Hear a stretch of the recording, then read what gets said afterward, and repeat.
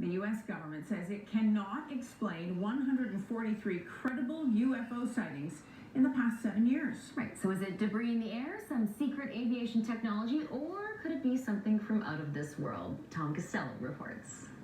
Whatever they are, they seem to defy the rules of physics, hovering in the wind, stopping instantly, and moving extremely fast at hypersonic speeds, then diving into the ocean.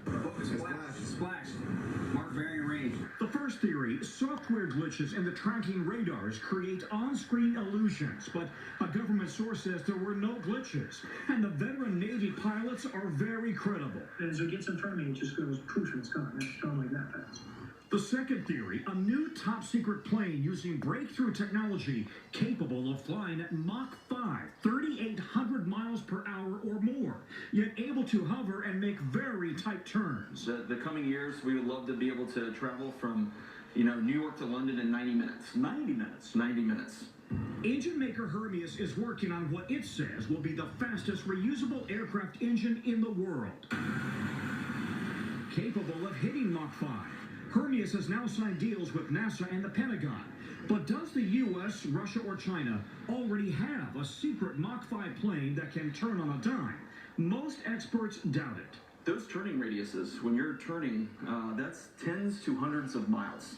Things aren't going to turn on a dime when you're talking about these types of systems. It's too fast. It's just too fast. Theory number 3, aliens from another world, able to conceal themselves, but for some reason they keep blowing their cover.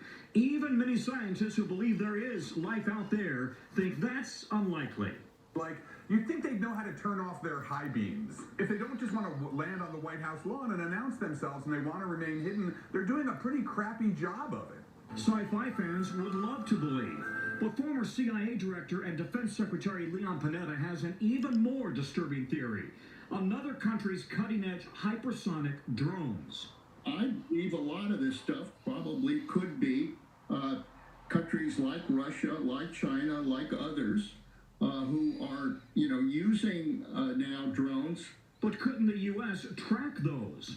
I doubt that a UAP would be a hypersonic weapon that an adversary might be operating, because I think we have the technology to detect and identify a hypersonic weapon. That's the problem. For every theory, there's a reason to doubt it.